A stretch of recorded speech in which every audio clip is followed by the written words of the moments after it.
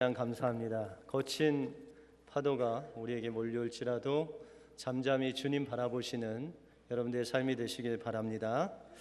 우리 옆 사람들과 이렇게 인사하겠습니다. 하나님이 우리에게 영적 리더십을 주십니다. 오늘 2부 예배를 참여한 여러분들에게 하나님께서 영적인 리더십을 부어주실 줄 믿습니다. 그 리더십으로 승리하시는 여러분들의 삶이 되시길 바랍니다. 1941년 12월 7일 그날은 평화로운 주일이었습니다. 태평양의 항공모함에서 발진한 일본군 비행기 353대가 진주만을 향해서 돌진하고 있었습니다. 진주만이 공격받기 1시간 전에 2명의 미군 병사들이 레이더에서 이상한 점을 발견하고 즉시 그 상사 장교에게 그 사실을 알렸습니다. 그러나 장교는 그 레이더에 잡힌 그 스크린에 까맣게 있는 것을 보면서 그는 그냥 그것은 우리의 비행기다라고 그렇게 이야기를 하면서 병사들을 안심시켰습니다. 그의 머리에는 온통 그 저녁에 있을 파티가 생각하고 있었기 때문에 그런 것들은 별로 중요치 아니했습니다. 장교는 병사들의 급한 보고를 받고 태연스럽게 그것은 우리 비행기다라고 하면서 시간이 그렇게 흘러갔습니다. 1시간 후에 엄청난 비극이 발생했습니다. 진주만은 일본군의 공격을 받아서 미군 3,000명이나 사망하고 또한 177대의 항공기가 폭파되는 그런 엄청난 위협을 받았습니다. 리더 한 사람의 그 무관심함 때문에 나라 전체가 어려움을 당하는 일을 맞이하게 되었다는 것입니다. 우리가 사는 이 시대는 무관심의 시대에 살고 있습니다. 그냥 어떻게 하든지 간에 나만 잘 살면 되고 나만 안 아프면 되는 그런 무관심한 시대에 우리가 살고 있다는 것입니다. 그러나 시대가 바뀌어도 우리가 관심 가져야 할 대상이 있는데 그것은 바로 하나님이시라는 것입니다. 하나님 나라에 대한 관심은 세상이 변해도 가져야 할 관심이다라는 것입니다. 아무리 개인주의가 성행하고 서로를 불신하는 시대에 살지라도 우리 믿는 사람들은 주님을 향한 하나님 나라를 향한 그 거룩한 관심을 우리 마음속에 품고 살아갈 때 하나님께서는 우리를 영적인 지도자로 세워주실 것입니다. 오늘 본문에는 하나님 나라에 거룩한 관심을 가지고 산 사람이 나옵니다. 그가 바로 느헤미야입니다.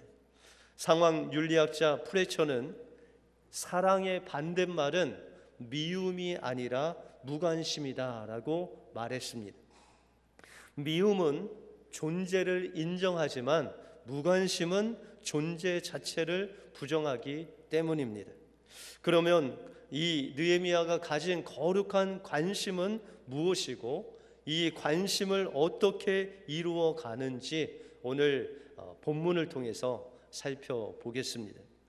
먼저 느헤미야의 리더십은 거룩한 관심에서 시작됩니다.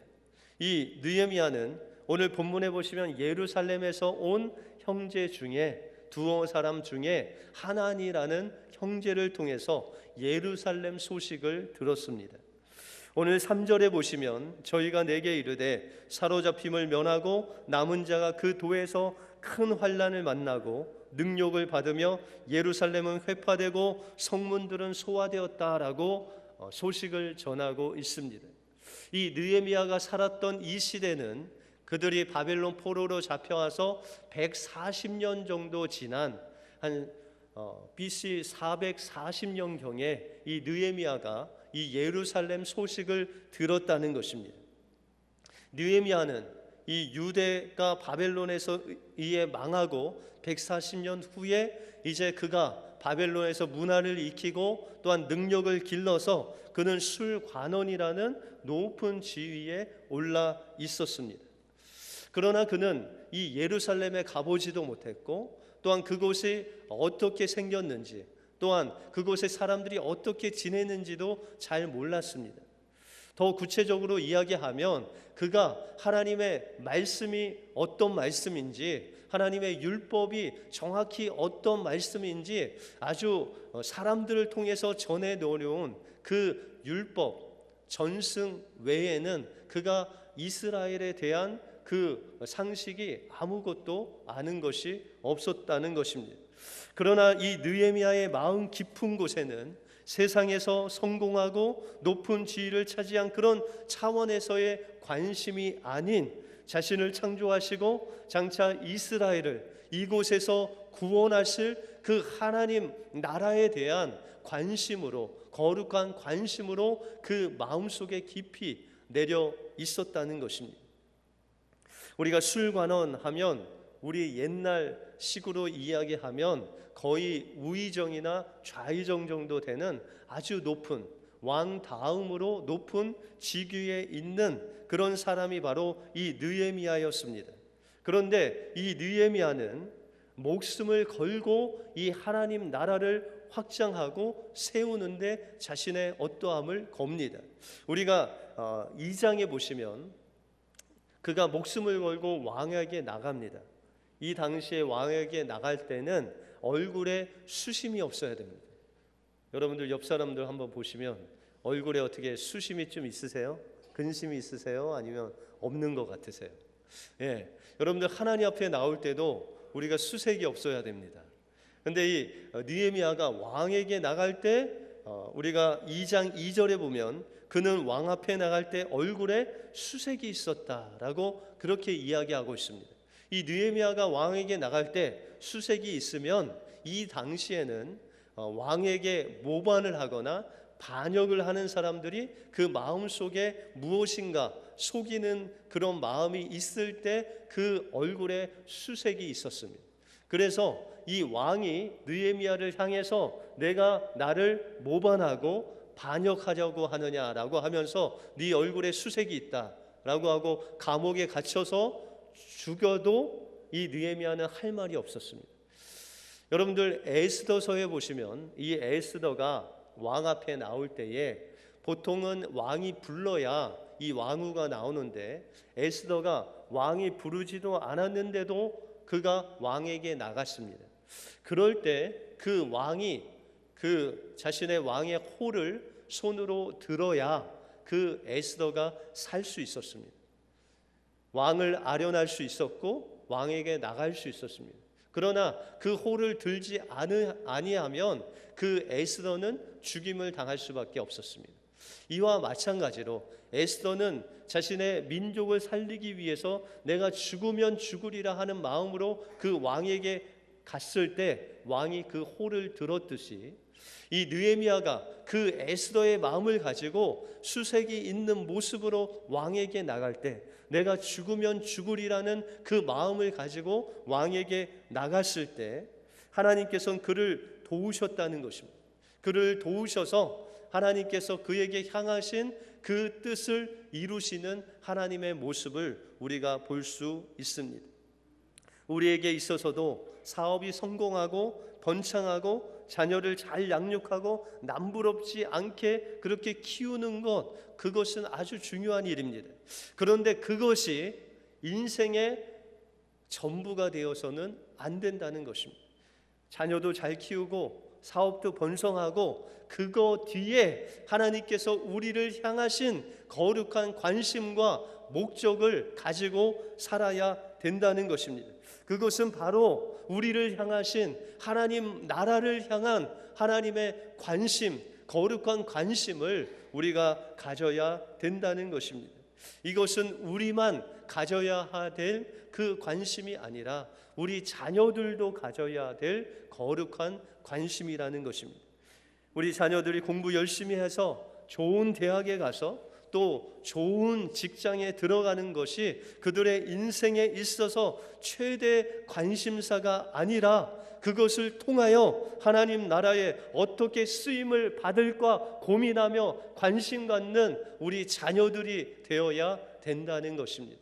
그러므로 우리 자녀들이 잘 공부를 하고 또 직장에 들어가서 또 훌륭한 사람이 되는 것, 여기까지가 아니라 그 너머에 거기까지 인도하신 하나님의 그 손길을 통해서 여러분들의 자녀들이 어떻게 하면 그 하나님 나라의 쓰임을 받을지를 여러분들이 그를 위해서 기도하고 관심을 갖고 하나님 앞에 부르짖어야 된다는 것입니다.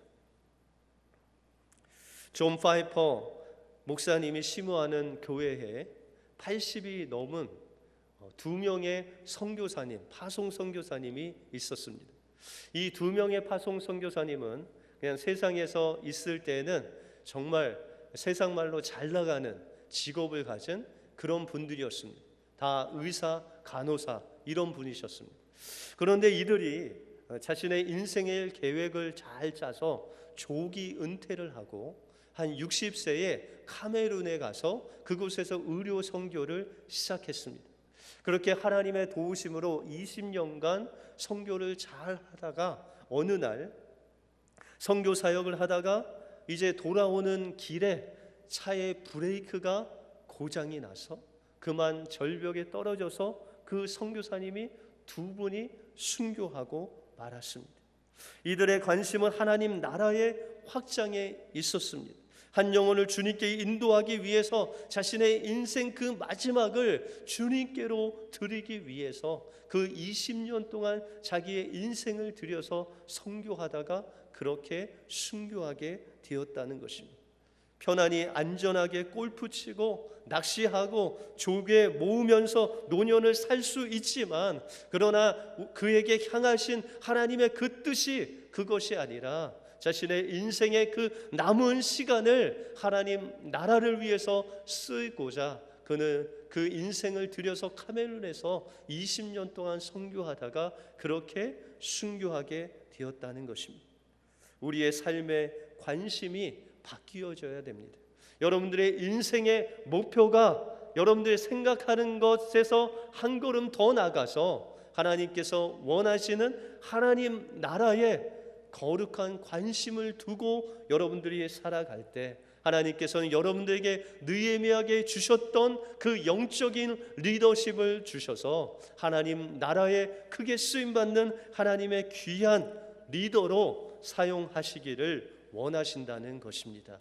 느헤미야가 거룩한 관심을 가지고 정말 인생을 하나님 앞에 드려서 그 왕에게 간 것 같이 여러분들의 인생의 목적을 최종 목적을 하나님께 두심으로 하나님께서 주시는 영적인 리더십을 누리시는 여러분들의 삶이 되시길 바랍니다. 다음으로 느헤미야의 리더십은 금식과 기도로 다져지게 됩니다. 이 느헤미야는 예레미야의 회송과 이스라엘 백성들의 환난 소식을 듣고 그는 금식하며 기도했습니다. 예루살렘이 회파되고 이스라엘 민족이 환난당하는 이유가 바로 그 조상들이 하나님의 말씀을 순종하지 않았기 때문에 그들이 이렇게 어려움을 당한다는 것을 그는 알고 있었기 때문에 그 환난과 그 어려움을 당한 소식을 듣고 그는 이제 무릎을 꿇고 하나님 앞에 금식하면서 기도하기 시작합니다. 여러분들 이 느헤미야가 하나님 앞에서 회개하고 자복한 내용이 오늘 8절과 9절에 나옵니다. 우리 8절과 9절을 천천히 같이 한번 읽겠습니다. 시작. 옛적에 주께서 주의 종 모세에게 명하여 가라사대 만일 너희가 범죄하면 내가 너희를 열국 중에 흩을 것이요 만일 내게로 돌아와서 내 계명을 지켜 행하면 너희 쫓긴 자가 하늘 끝에 있을지라도 내가 거기서부터 모아 내 이름을 두려고 택한 곳에 돌아오게 하리라 하신 말씀을 이제 청컨대 기억하옵소서. 이 느헤미야는 그는 율법에 대해서 잘 몰랐습니다. 또한 이스라엘의 하나님에 대해서는 잘 몰랐습니다. 그럼에도 불구하고 그를 통해서 그의 조상들을 통해서 또한 이스라엘 백성들을 통해서 전해 내려오는 그 율법, 모세의 율법의 핵심을 그가 알고 있었습니다.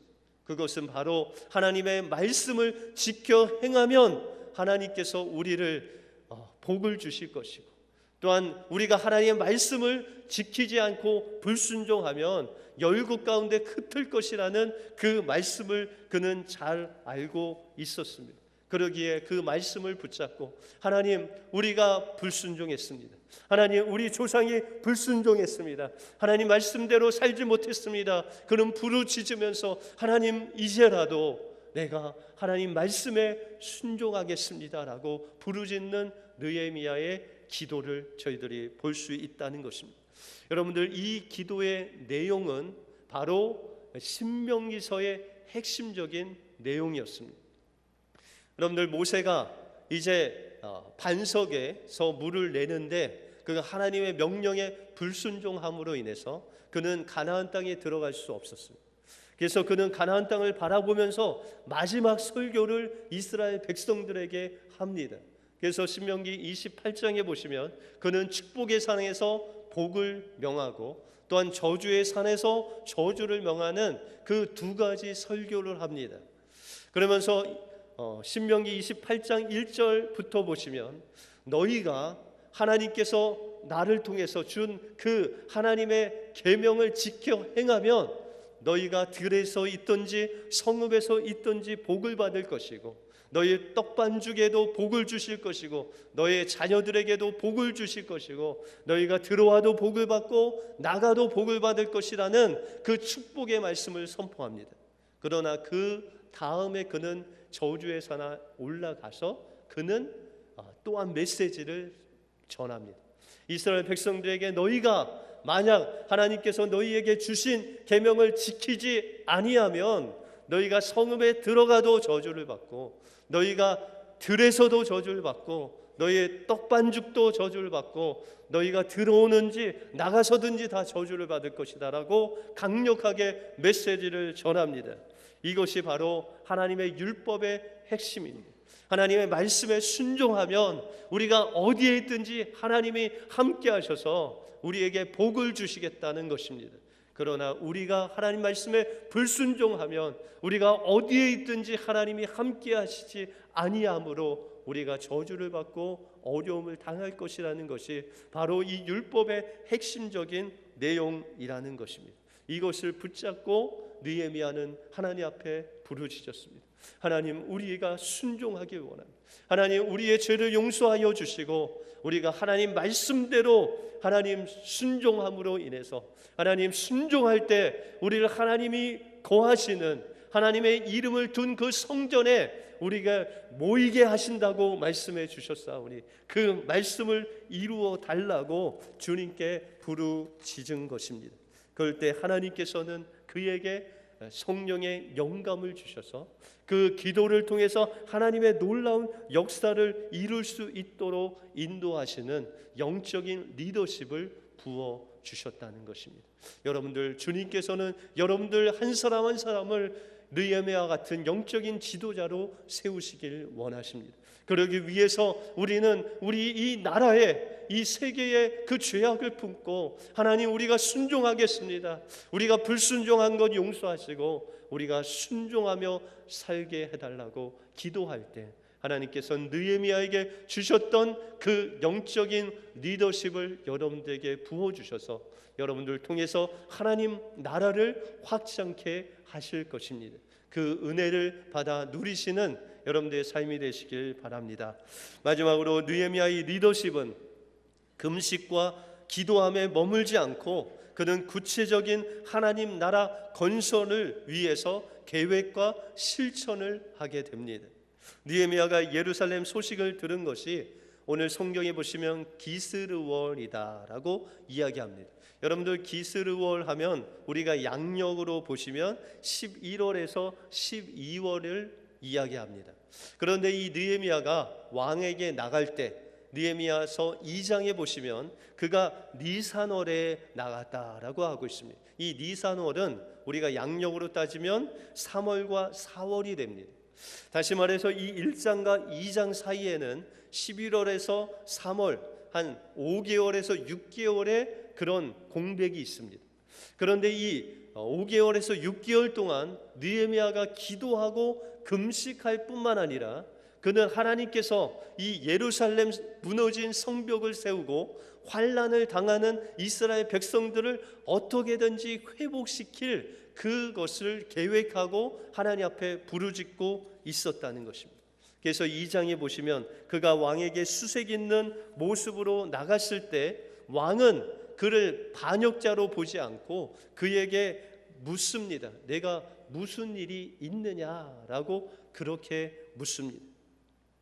그랬을 때 이 느헤미야가 하나님 앞에 두려움으로 기도합니다. 기도하고 왕에게 이야기하기를 내가 천지를 만드신 모든 세계를 다스리시는 그 하나님의 성전이 무너져서 내가 수색이 있고 근심이 있습니다. 그렇게 이야기하지 않았습니다.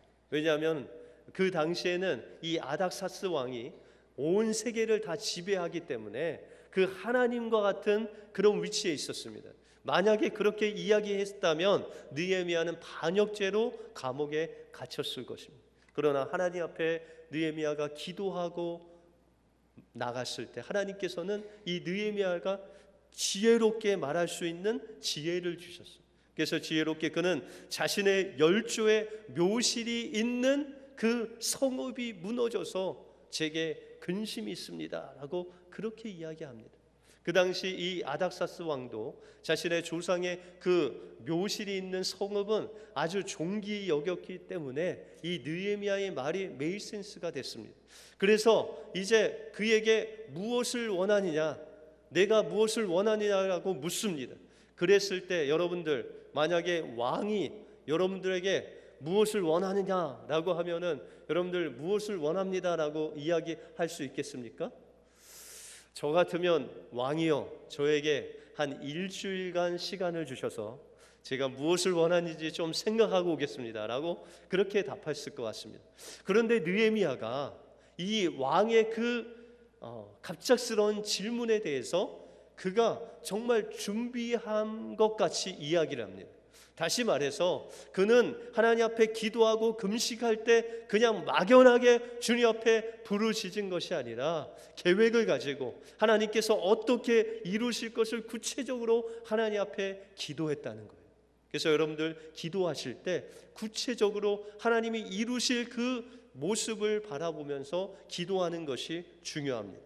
그래서 느헤미야는 그 왕이 물어보는 그 질문에 대답하기를 이웃 나라에게 조소를 내려서 다른 나라를 통과할 수 있는 그 조소를 받게 하시고 살림을 맡은 감독에게 조소를 내려서 성읍을 건축할 수 있는 제목을 주게 하시고 또한 군대 장관과 마병을 보내주셔서 나와 사람들이 가는 그 길을 안위하게 하소서라는 이 세 가지 요청을 합니다. 여러분들 이것은 완벽한 요청이었습니다. 그 당시 이 다른 나라를 통과할 때 조서가 없이는 그 다른 나라를 통과할 수 없었고 또한 그것을 통과하더라도 밤이나 그런 어두움에 있을 때 많은 사람들이 그를 공격할 수 있는 위험이 있었습니다. 또한 그 모든 성벽을 건축할 수 있는 재건할 수 있는 살림이 필요했던 것입니다. 그 모든 것들을 이 느헤미야가 이 5개월 동안 6개월 동안 하나님 앞에 계획하고 기도하고 구체적으로 기도했을 때 그는 왕에게 자신감 있게 이 세 가지를 요청할 수 있었다는 것입니다. 그때 왕은 그것을 허락하고 그를 유대의 총독으로 그곳에 보내게 됩니다. 여러분들 총독은 거의 왕 수준입니다. 여러분들 왕이 돼서 가면은 누가 섬겨야 되죠? 백성이 왕을 섬길까요? 왕이 백성을 섬길까요? 백성이 왕을 섬기는데 느헤미야는 그런 마음으로 가지 않고 그가 정말 한 6개월 동안 바사에서 예루살렘의 길을 가서 그가 피곤할 텐데 저녁에 도착해서 그가 한 일은 그 예루살렘을 돌아봤습니다. 그가 말을 타고 어디가 무너졌고 어디가 다닐 수 있고 못 다닐 수 있고 하면서 그가 그 예루살렘 성벽을 돌아다니는데 말로 들어갈 수 없을 정도로 무더기가 있고 처참하게 무너진 그 황폐한 예루살렘 성벽을 보게 되었습니다. 그리고 그 다음날 백성들에게 이야기하기를 내가 성벽을 돌아보니 그렇게 무너져 있는데 하나님께서 이것을 세우려고 나를 보냈다라고 이야기할 때 백성들의 마음이 그 느헤미야에게 돌아가고 또한 52일 만에 그 성벽을 세우는 놀라운 역사가 주님 안에서 이루어지게 되었다는 것입니다. 잠언서 16장 9절에 보시면 사람이 마음으로 자기의 길을 계획할지라도 그 걸음을 인도하시는 자는 여호와 신이라 라고 말씀하고 있습니다. 이 느헤미야는 사람의 계획만 가지고 가지 않고 그것을 이루시는 하나님을 전적으로 의지하여 나갔을 때 하나님께서 그에게 지혜도 주시고 또한 그에게 하나님의 영감도 주시고 또한 이 백성들을 인도할 수 있는 영적인 리더십을 더하여 주셔서 하나님의 그 성벽을 52일 만에 세우는 놀라운 역사를 일으켜 주셨다는 것입니다. 주님은 지금도 느헤미야 같은 영적인 지도자를 기다리고 계십니다. 우리가 이 느헤미야 같은 영적인 지도자가 되기 위해서 하나님께서 주신 그 하나님 나라를 향한 그 거룩한 관심을 우리에게 주소서라고 기도해야 됩니다. 그리고 그 관심을 가지고 나의 인생을 하나님 앞에 드려서 어떻게 하나님 나라의 쓰임을 받을지 우리는 구체적으로 우리의 인생을 드려서 하나님 앞에 부르짖어야 됩니다. 그리고 여러분들의 인생 가운데 정말 귀한 그 인생을 들여서 내가 하나님 나라에 쓰임 받을 수 있는 그 계획과 또한 구체적인 기도하며 나갈 때 하나님께서 여러분들의 계획을 세우나 그것을 이루시는 분이 하나님이시기 때문에 여러분들에게 성령의 기름을 부어주셔서 여러분들에게 영적인 리더십을 주셔서 그 하나님 나라의 귀한 일꾼으로 세워주시고 여러분들의 인생을 통하여 하나님 나라가 성벽이 세워지는 놀라운 역사를 베풀어 주실 것입니다. 여러분들 마음에 거룩한 관심을 가지고 기도와 금식하면서 여러분들의 인생을 하나님 앞에 맡겨 드림으로 인해서 하나님께서 쓰시는 영적인 지도자로 세움받는 우리 은혜교회 모든 성도가 되기를 주님의 이름으로 축원드립니다. 기도하겠습니다. 하나님 감사합니다. 오늘도 살아계셔서 우리와 함께해 주실 뿐만 아니라 우리의 모든 인생을 인도해 주시는 주님 감사합니다.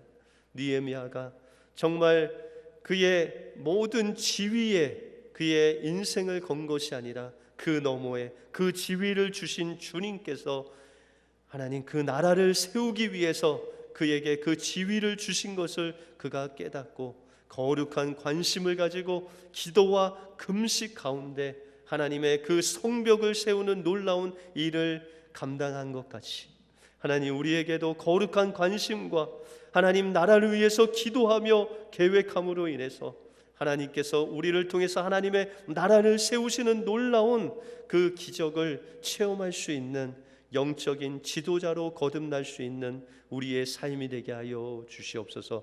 모든 것 주님께 감사드리오며 예수 그리스도 이름으로 기도하옵나이다. 아멘.